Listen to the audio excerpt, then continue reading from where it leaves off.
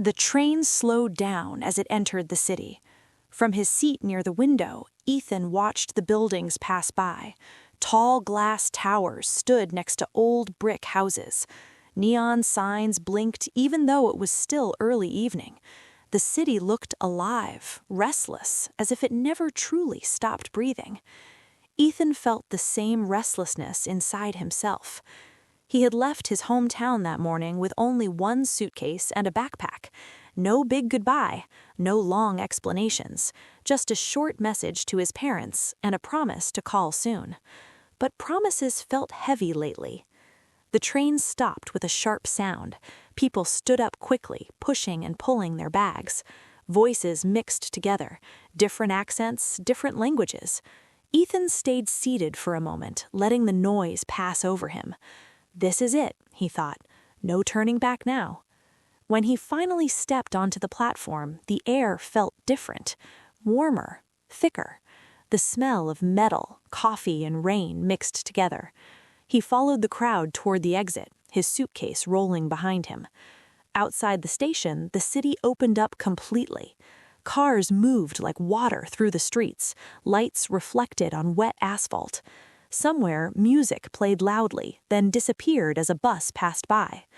Ethan stopped near the entrance and turned slowly, trying to take everything in. He felt small, and strangely free. Ethan checked his phone. One new message. Unknown number. You should be at the apartment by 9. Don't be late. He sighed. That message could only be from Leo, his old university friend, now his temporary roommate. Leo had offered him a place to stay when Ethan said he was moving to the city for a fresh start. Ethan still wasn't sure what that fresh start meant. He ordered a ride and waited near the curb. While waiting, he watched people pass by. Everyone seemed to know where they were going. They walked fast, talked fast, lived fast. He wondered if he would ever move like that. The car arrived. The driver didn't say much, just nodded and started driving. Ethan leaned back and watched the city through the window again. Streets changed quickly, from bright and loud to quiet and narrow, then back to bright again. After 20 minutes, the car stopped in front of an old apartment building. "This is it," the driver said. Ethan paid and stepped out. The building was tall but worn. Paint peeled from the walls. The entrance light flickered. It didn't look welcoming, but it didn't look dangerous either. Just real. He pulled his suitcase inside and climbed the stairs. No elevator. By the time he reached the 4th floor, his arm hurt and his breathing was heavy. Apartment 4B. He knocked. The door opened almost immediately. "Ethan," Leo said with a wide smile, "you made it." Leo looked exactly the same as always. Messy hair, confident posture, careless energy. He wore a black t-shirt and jeans, as if he had just come back from somewhere interesting. "Come in," Leo said, stepping aside. "Welcome to your new life." Ethan walked in. The apartment was small but full of character. Books lay everywhere. Posters covered the walls. A city map was taped near the window with notes written on it. The place felt lived in, active. "You can take the couch for now," Leo said. "We'll figure something out later." "That's fine," Ethan replied. Leo studied him for a moment. "You look tired." "I am," Ethan said honestly. Leo nodded. The city does that, even before it really starts. They sat down. Leo handed him a glass of water. "So," Leo said, "why are you really here?" Ethan looked at the glass, then at the floor. "I needed to leave," he said slowly. Leo didn't push. He just listened. Outside, the city continued to move, unaware that another story had just begun. The city changed its face after dark. From the small balcony of the apartment, Ethan watched the streets below. The evening lights were brighter now, stronger, as if the city had waited all day to finally show its true self. Cars moved slowly, horns sounding without anger, only impatience. People filled the sidewalks, laughing, arguing, walking alone with headphones on. Behind him, Leo moved around the apartment, opening cabinets, searching for something to eat. "You hungry?" Leo asked. "A little," Ethan replied. still looking outside. Leo laughed. In this city, a little means very hungry. We'll grab something. They left the apartment and walked down the stairs. Outside, the air felt alive, warmer than before, louder. The smell of street food mixed with smoke and rain. Leo led the way with confidence, turning corners without thinking. You know this area well, Ethan said. I had to, Leo replied. The city doesn't wait for you to learn it slowly. They stopped at a small street food stand. A man behind the counter worked fast, barely looking up as he took orders. Leo ordered for both of them. You'll like it, he said. Ethan nodded. At this point, he trusted Leo's instincts more than his own. They ate standing on the sidewalk. The food was hot and spicy. Ethan felt it burn his tongue, but he liked it. It felt real, immediate. So, Leo said between bites, you still haven't told me why you left. Ethan hesitated. It wasn't one thing. It was many small things. Leo leaned against a wall and waited. I felt stuck, Ethan continued. Same routine, same expectations, same future that everyone already decided for me. Leo studied him carefully. And you think this city will save you? I don't know, Ethan admitted, but I know staying would have destroyed me slowly. Leo nodded. Fair enough. They walked again, passing bars, small shops, and crowded cafes. Music came from everywhere, sometimes loud, sometimes distant. You need a job, Leo said suddenly. I know, Ethan replied. There's a place near here, a media company. They're always looking for people. Ethan frowned slightly. Media? You studied communication, Leo reminded him. That was years ago. I don't even know if I'm good at it. Leo smiled. Nobody here knows if they're good at anything. They just pretend until it becomes true. They returned to the apartment late. Ethan felt exhausted, but his mind was wide awake. The city noise continued outside, softer now, but never silent. As he lay on the couch, he stared at the ceiling. The city felt close, too close. What if I fail here too, he thought. Sleep came slowly. Ethan woke up before his alarm. For a few seconds, he didn't know where he was. The ceiling looked unfamiliar. The sounds were unfamiliar too. Cars moving, voices rising and falling, a distant siren cutting through the air. Then he remembered. The city. He sat up slowly on the couch and rubbed his face. His body felt heavy, but his mind was already racing. The night had not given him rest. Instead, it had filled his head with questions. Leo was already awake. Ethan could hear him typing on his laptop at the small table near the window. Morning, Leo said without looking up. Morning, Ethan replied. Do you ever sleep? Leo smirked. I sleep when the city allows it. Ethan stood up stretched. He walked to the window and looked outside. The streets were busy again, as if the night had never ended. So, Leo said, finally turning his chair, about that job. Ethan's stomach tightened. You really think I should try? I don't think, Leo said. I know. They need someone today, at least for an interview. Today? Ethan repeated. Yes, welcome to the city. Things move fast here. Ethan sat down across from him. What if I mess it up? Leo leaned forward. Then you mess it up, and then you try again somewhere else. That answer stayed with Ethan. 2 hours later, Ethan stood in front of a modern glass building. People moved in and out with confidence, holding coffee cups and phones. The logo of the company shone above the entrance. He checked the address again. This was the place. Inside, everything looked clean and cold. White walls, bright lights, quiet voices. At the reception desk, a young woman smiled politely. Can I help you? I'm here about a job interview, Ethan said. She nodded. Name? Ethan Miller. She typed something and pointed down the hall. Room 3, please wait. The waiting room was small. 2 other people sat there, both well-dressed, both focused on their phones. Ethan suddenly felt underprepared. His shirt felt too simple. His hands felt too empty. You don't belong here, a voice inside him whispered. The door opened. Ethan Miller? He stood up quickly. Yes. Inside the office, a man in his 40s sat behind a desk. He had calm eyes and a serious face. I'm Daniel, the man said. Sit down. Ethan sat. Daniel looked at his resume. You studied communication, but you haven't worked in the field for a while. That's true, Ethan said honestly. Why now? Daniel asked. Ethan paused. He could lie. Many people did. Instead, he told the truth. Because I was afraid before, and I don't want to be afraid anymore. Daniel studied him in silence. After a long moment, he nodded.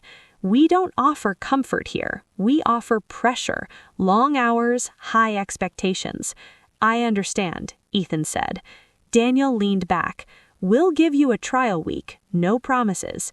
Ethan's chest tightened. Thank you. When he left the building, the city looked different, sharper, louder. A door had opened, but only halfway. Ethan did not sleep much that night. He lay on the couch, staring at the dark ceiling while the city whispered through the window. Cars passed. A voice laughed somewhere in the distance. Music faded in and out. The city never fully rested, and neither did his mind. He kept thinking about Daniel's words. A trial week, no promises. The word yes felt heavy. It was not a gift, it was a test. When morning came, Ethan felt tired but alert. He showered, dressed carefully, and checked his reflection in the mirror. He looked older than he remembered, or maybe more awake. Leo watched him from the kitchen. You look like someone going to battle, Leo said. That's how it feels, Ethan replied. Leo handed him a coffee. Then fight smart. The office felt different now that Ethan belonged there, even temporarily.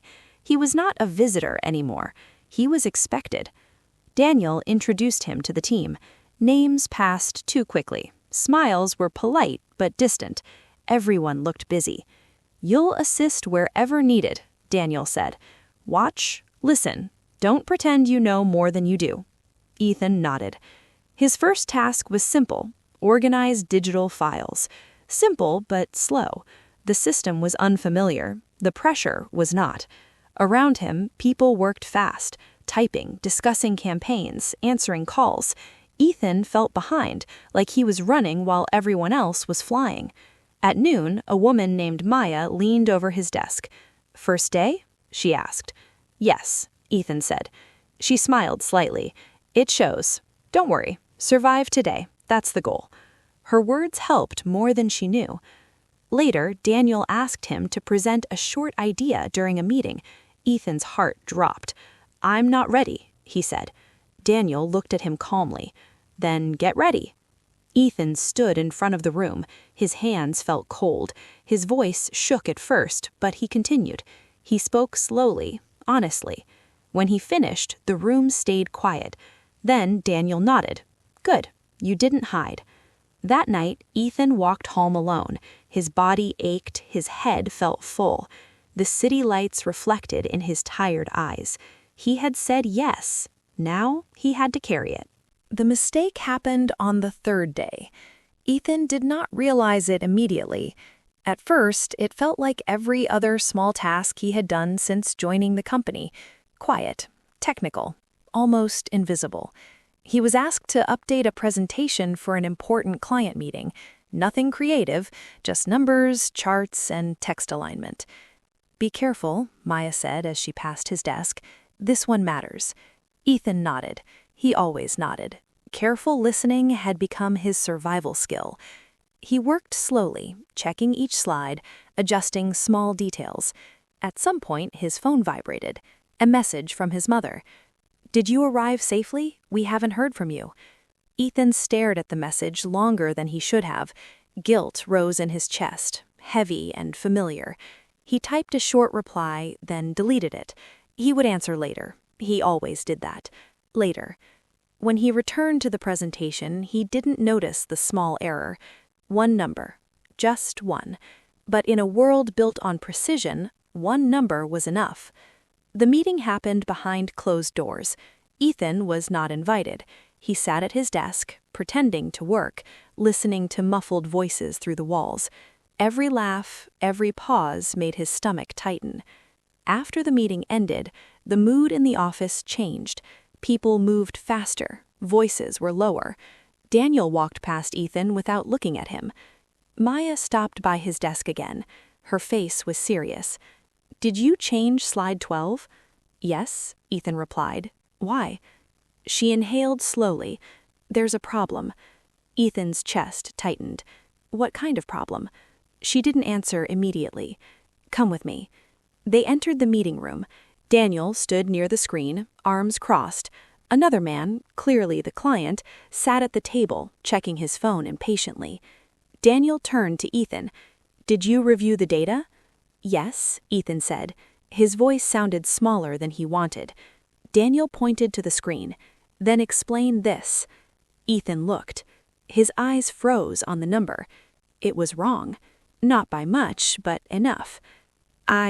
His mouth went dry. "I'm sorry, that was my mistake." The client stood up. "We don't have time for carelessness," he said sharply. "Fix it and send the correction today."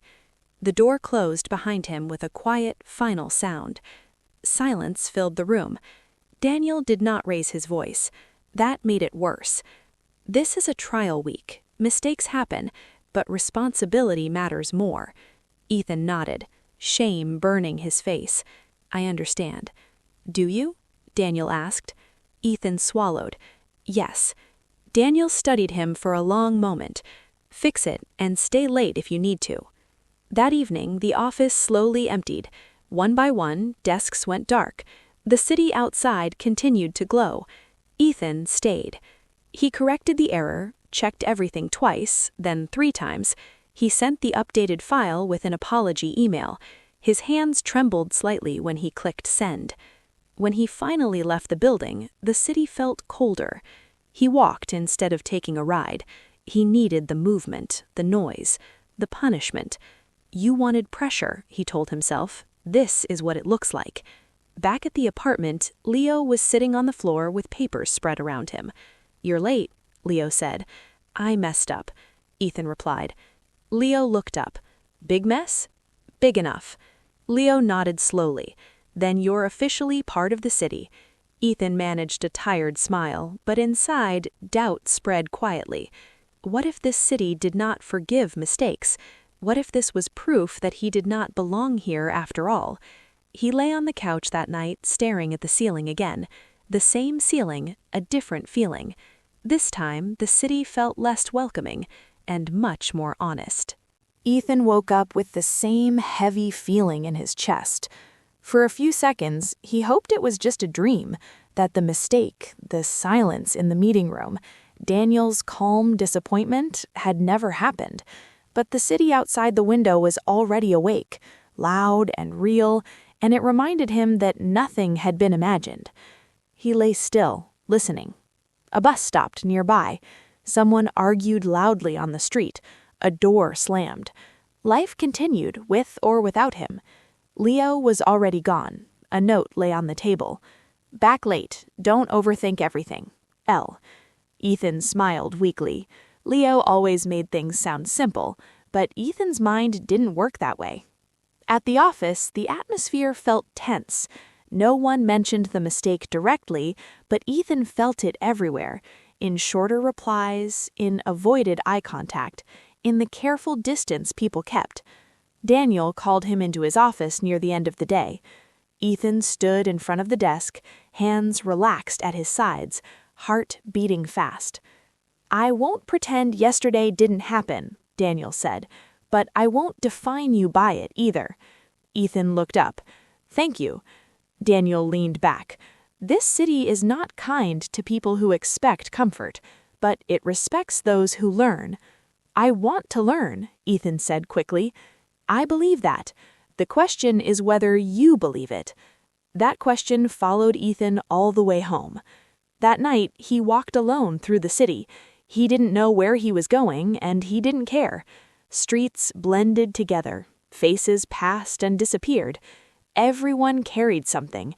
Dreams, fear, purpose, regret. He stopped near a bridge and looked down at the dark water below. The city lights broke into moving pieces on the surface.